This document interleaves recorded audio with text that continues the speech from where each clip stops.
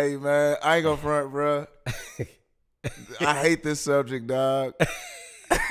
Well, but I want it to be on record. I know. I want it to be on record. I'm so tired. Bro. And maybe it's because we've been in it so long. That's what it is. I'm so tired of talking about Christian rap, bro. Like, I hope people don't take that wrong. But now I gotta watch myself though. No, I get it. Because I almost get an attitude when people approach me with questions about Christian hip hop, bro. Music about Jesus through rap. Nah, bro. Like, Man, shut up, bro. I get it.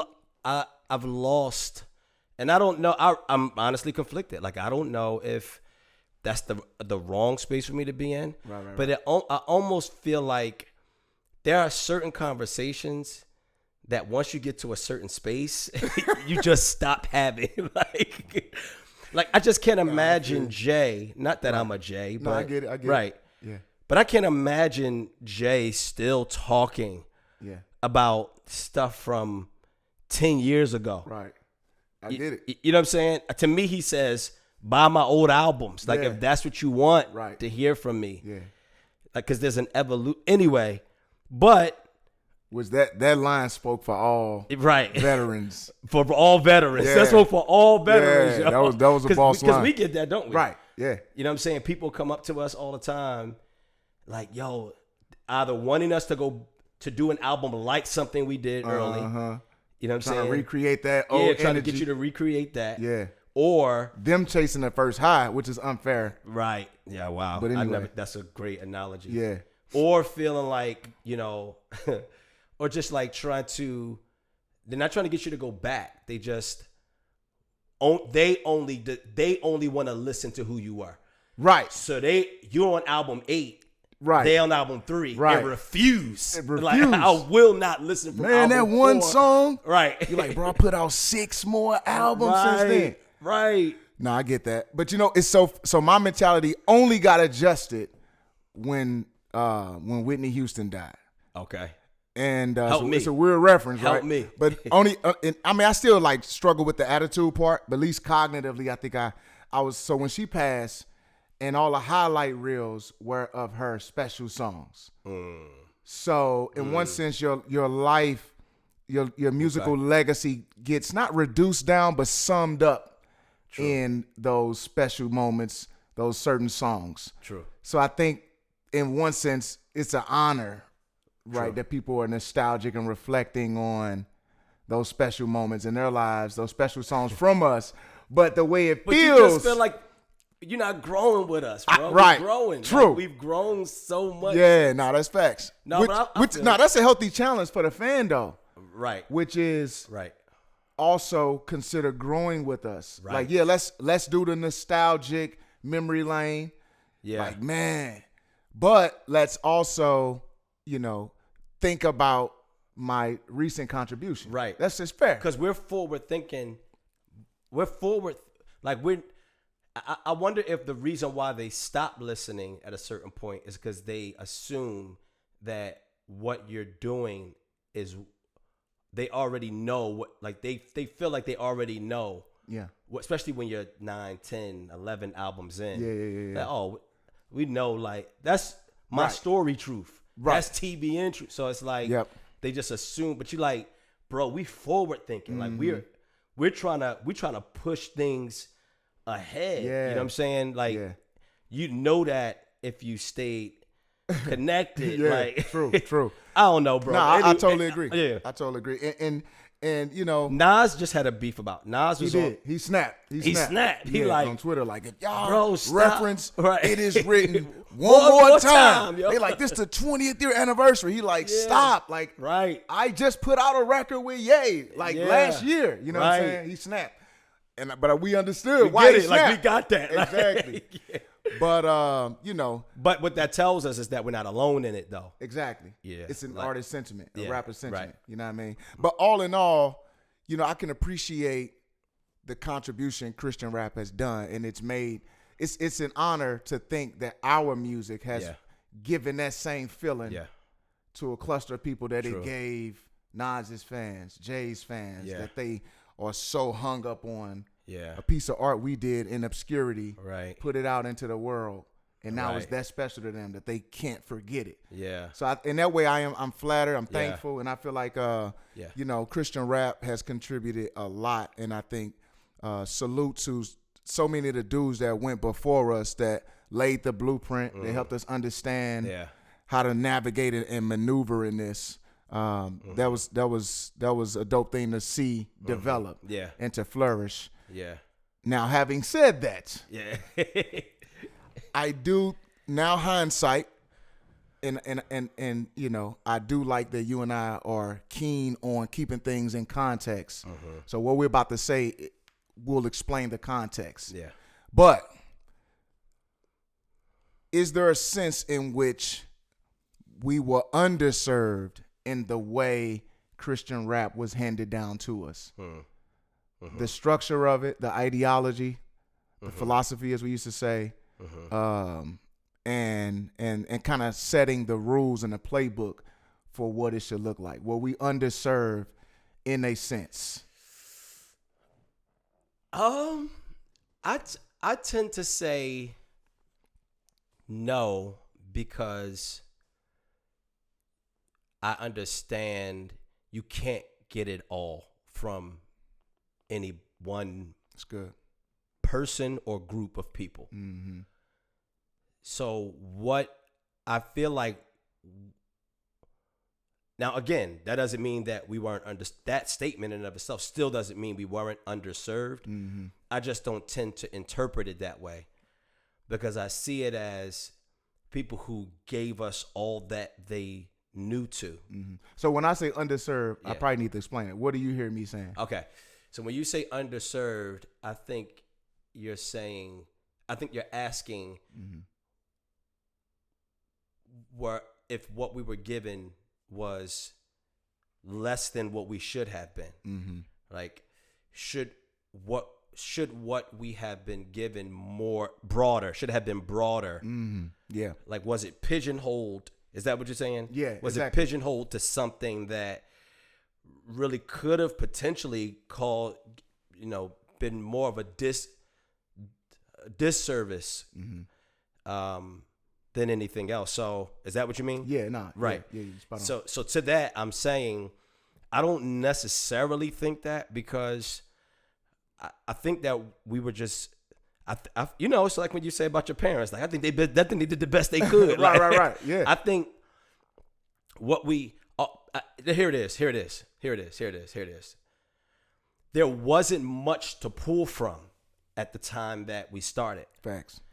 Like, we primarily were pulling from a central well, like one central place, which naturally that one place is going to have its own everything: culture, philosophies, ideas, etc.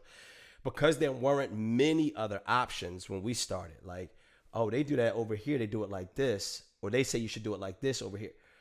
Well, there was a little bit of that, but the thing that was dominant wasn't that. It was the thing that was dominant was the central well that we drew from. Yeah. And because of that, I'm thinking there's only but so much you can get from one central place anyway, anywhere, at any time. Yeah. You know what I'm saying? Yeah. So I would say I don't think we were underserved. I just think that we got what we could, and then we got what they could give us, and then everything, the rest of our journey, it was our responsibility to kind of glean from other places to add more pieces to what we had. Yeah. No, I agree 100%, especially in terms of, like, during a time period where mainstream hip hop had an agenda that seemed to be against Christ. Right. You know what I mean? So Islam really had the dominant religious sway on rappers. And that was the rhetoric coming out of a lot of rap music. And the guys that really took rap by the throat in our space had that in mind. Right. And they knew it's time to inform, train up other dudes to articulate their faith, as well as the dudes on the corner with the bean pies. Right.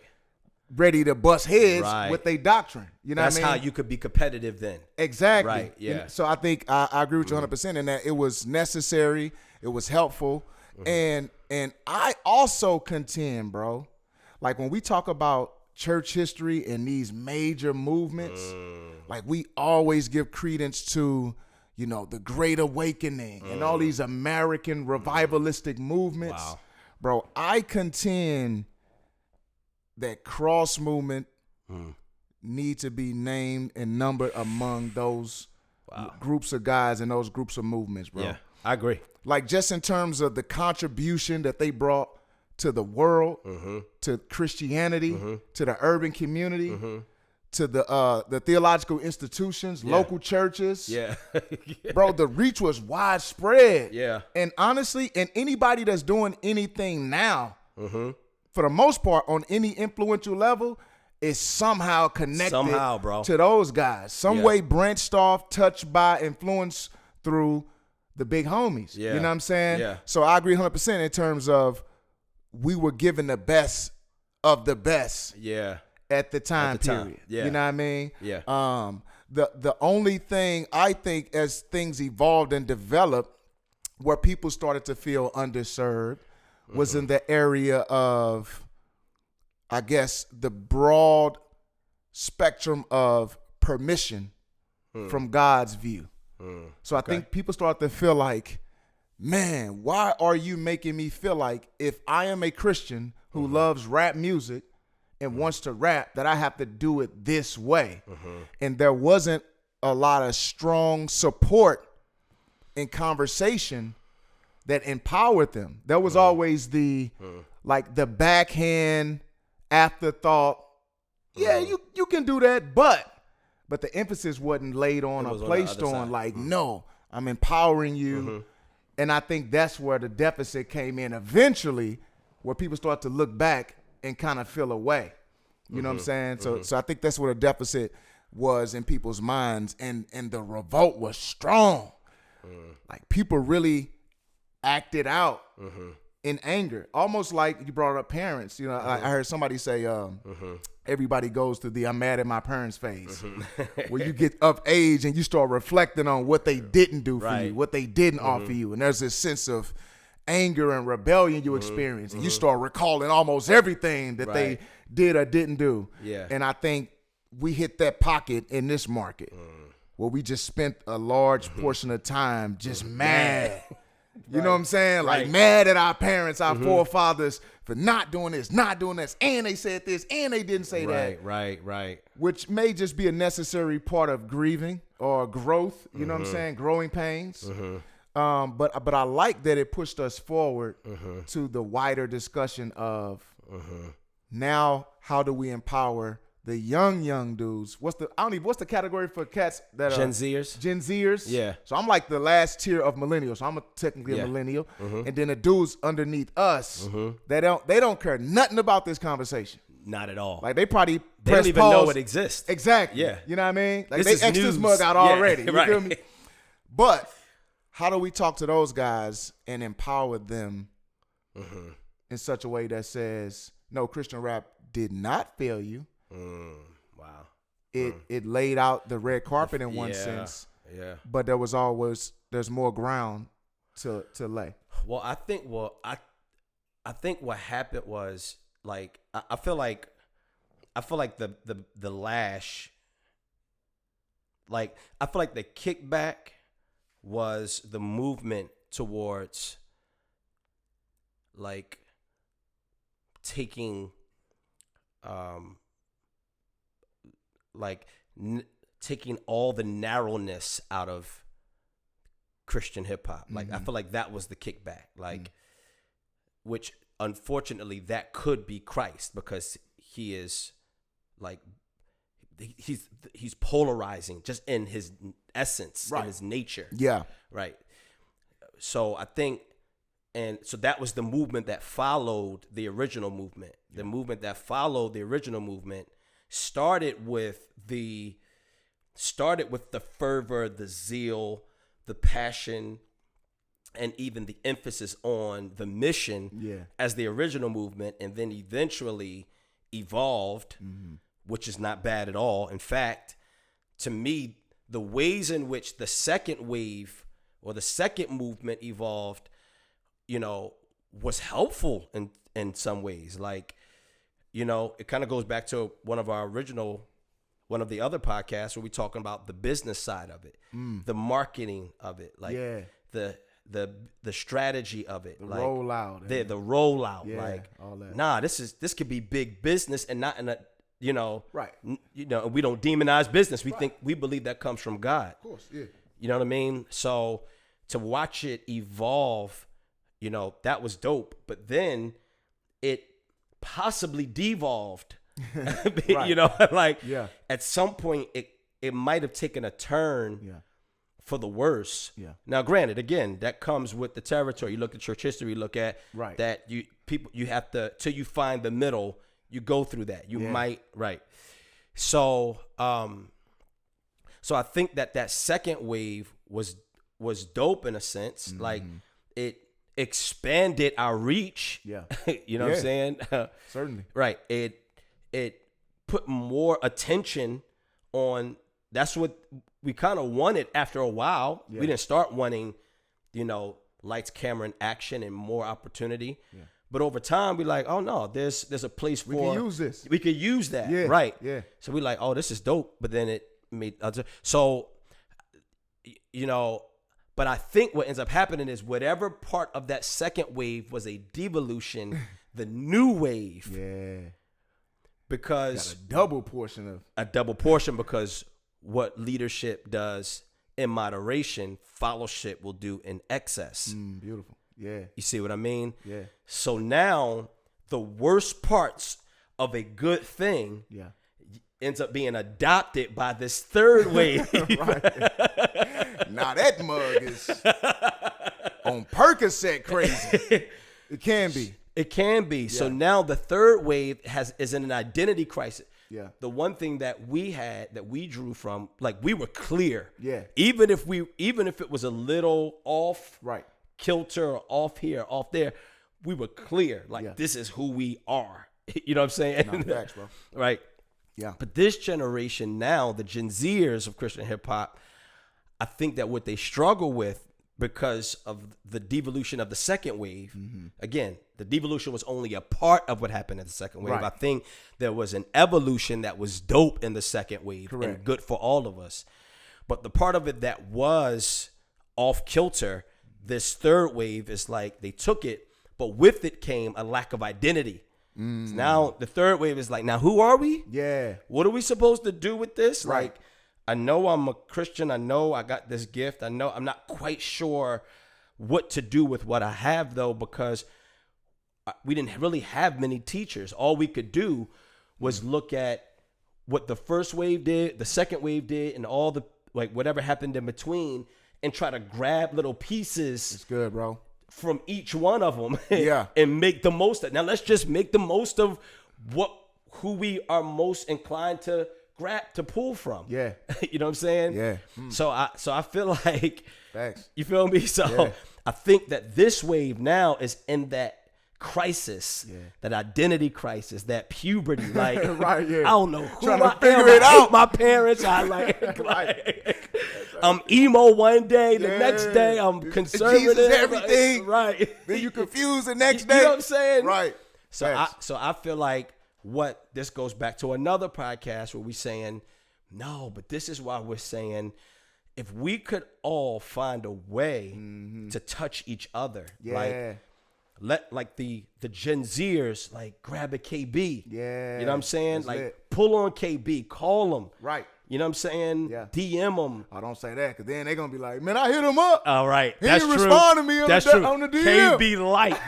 KB type. I hit him up. He said hit him up. KB type. Yeah. No, all right. I'm messing KB up. My bad, KB.